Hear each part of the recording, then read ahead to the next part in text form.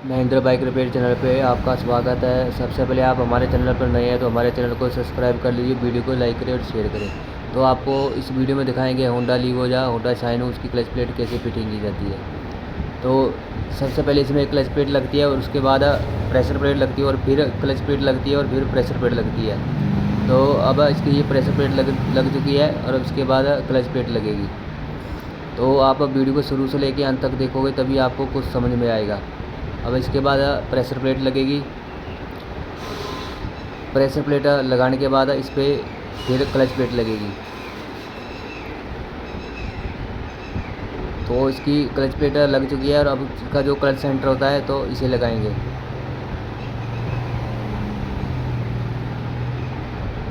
तो इसकी clutch plate होती है तो उसको थोड़ा सा घुमा ले तो इसकी जो सेटिंग है वो सही तरीके से बैठ जाएगी।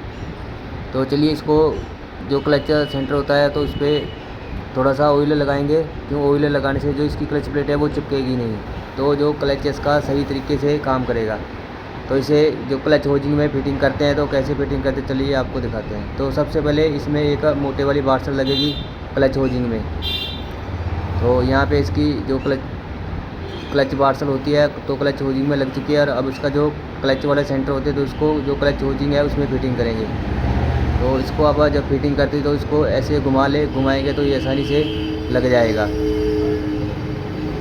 तो ये लग चुका है और अब इसके बाद इस तो चलिए इसका जो नट है उसको टाइट करेंगे। तो इसमें सबसे पहले एक मोटी वाशल होती है तो ये लगानी बहुत ही ज़रूरी होती है। तो आप ध्यान से देखें, ये यहाँ पे लगी जो मोटी वाली वाशल होती है। और अब इसका जो 19 mm का बोल्ट होता है तो वो लगेगा। तो चलिए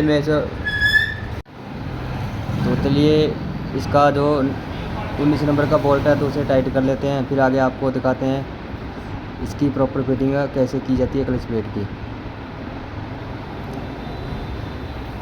तो मैंने इसका जो बोल्ट होता है वो टाइट कर लिया। अब इसके जो क्लच वाले स्प्रिंग होते हैं तो ये लगेंगे। तो इसके जो क्लच वाले स्प्रिंग होते हैं 4 स्प्रिंग होते हैं तो इनको आप यहाँ पे लगाएं। ये लगाने के बाद इसकी जो क्लच प्लेट है की जो नट बोल्ट की स्प्रिंग प्लेट होती है तो वो लगेगी। तो जब आप ये प्लेट लगाते हो तो इसका जो क्लच वाला बेरिंग होता है तो उसे चेक ज़रूर कर लें। तो इसके 4 और 10 नंबर के नट होते हैं तो उन्हें मैं टाइट कर लेता हूँ, फिर आगे आपको दिखाते हैं। तो इसको 10 नंबर टी पाने की मदद से टाइट कर लेंगे। जब भी आप इसके जो क्लच वाले 10 नंबर के नट टाइट करते हो तो इसकी जो ये प्लेट होती है तो इसको आप बाहर की तरफ खींच के फिर ही टाइट करें।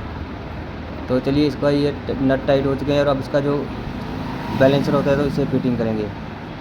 तो अब इसका बैलेंसर लग चुका है और बैलेंसर के बाद इसकी जो एक वाशल होती है मोटी वाली तो वो लगेगी।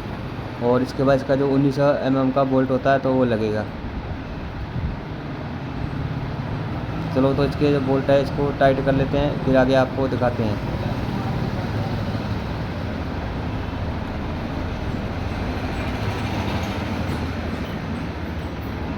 हाँ।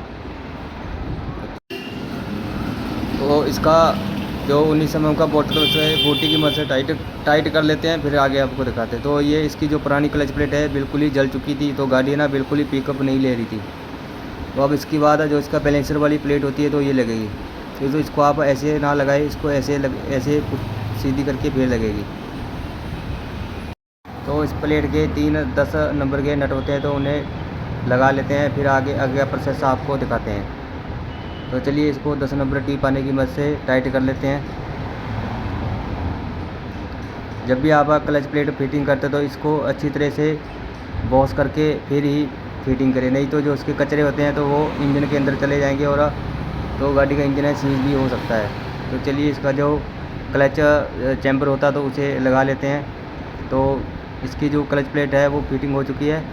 तो आप इस प्रोसेस से क्लच प्लेट फिटिंग करेंगे तो सही तरीके से लग जाएगी। तो चलिए मैं इसके जो क्लच चैम्बर के बोल्ट होते हैं 8 नंबर के तो उनको टाइट कर लेते हैं।